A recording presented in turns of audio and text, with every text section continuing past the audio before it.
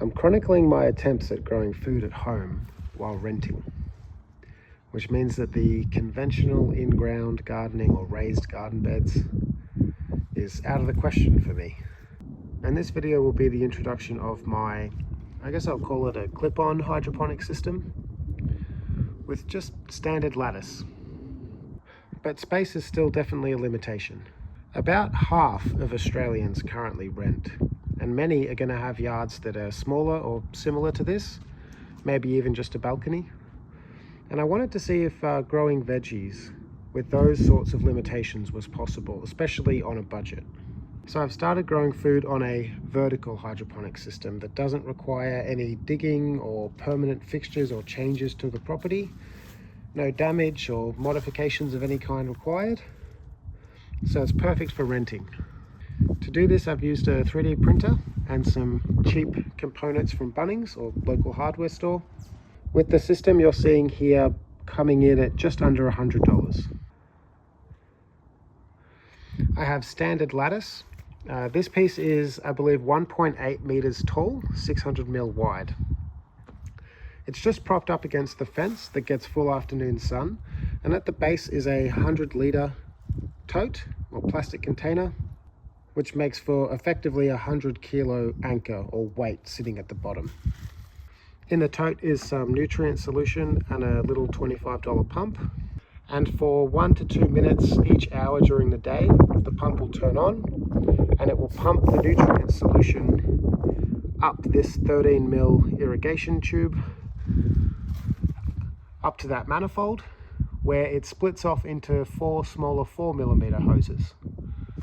The manifold is also 3D printed, and when I designed this one I made sure that the internal diameter of the inlet was the same as the sum of the 4 outlets. So I'm trying to go for no restricted flow.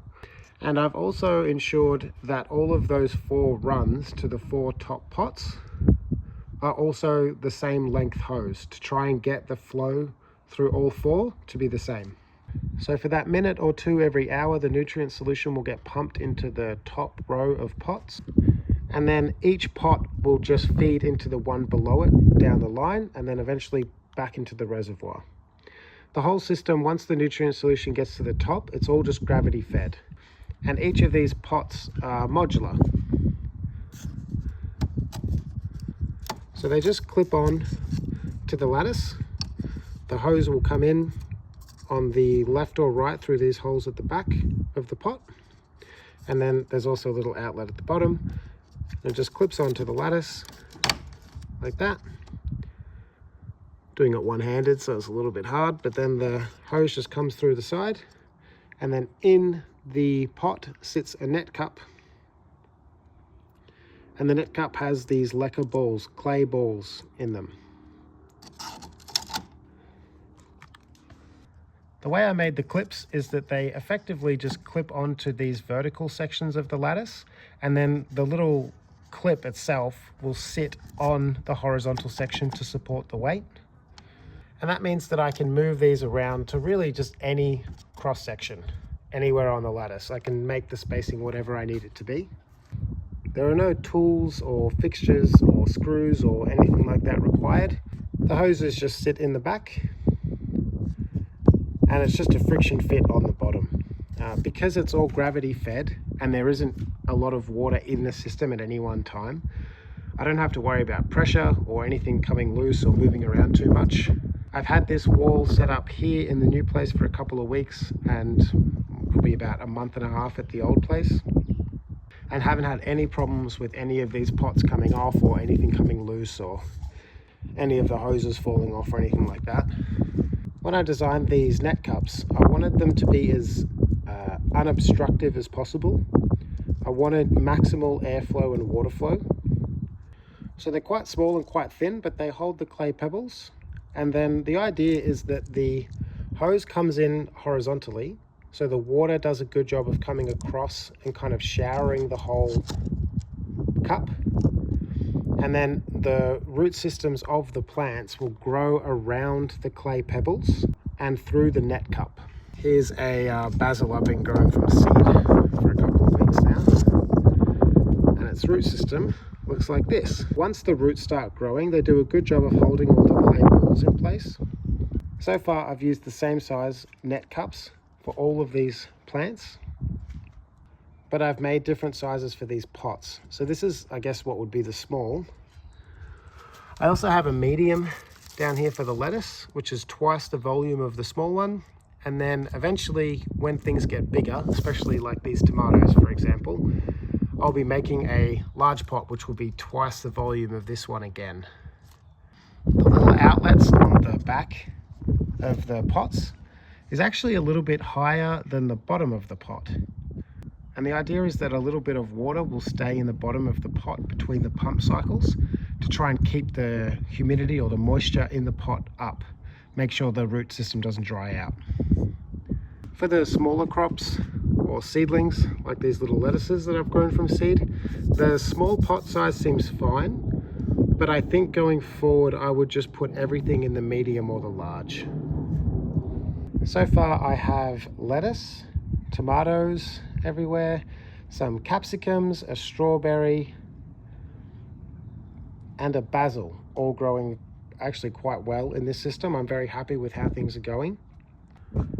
And soon I will be expanding to add cucumbers, but I'll also be expanding probably actually this system. I'll keep the tote and the pump and everything the same, but I'll just be adding probably one lattice maybe extra, or one on either side of this one. And that's because this manifold going from a 13 mil diameter to the 4 mil diameters, at the moment I've restricted this inlet quite a lot to make sure that the inlet and the outlets are the same kind of volume or flow. But this 13 mil diameter hose can actually support up to 8 of these 4 mil hoses and keep even flow through all of them. So I think what I'll be doing is expanding the system to effectively have probably 2 lattices per tote and pump, like per, I guess, module, which will either allow me to, let's say, add twice as many plants, or increase the spacing significantly to give the same amount of plants a lot more room. With this, I might just put another 1.8 meter lattice for $20 on either side of this one, and then give the tomatoes a lot more room to grow, because at the moment they're still seedlings, they're quite small, but they will be getting big. As they grow, I think I'll definitely be putting them in larger pots, same net cups, but just move the whole net cup basically with the plant in it to a larger pot and move it down the bottom of the lattice so they have room to kind of grow and trellis up. But then also, if I put the lattice on either side, I'll have plenty of room to have, if I need to, have basically a whole wall of tomatoes. Given how well this strawberry is going, I also think I might be setting up a whole nother module on the other fence just for strawberries.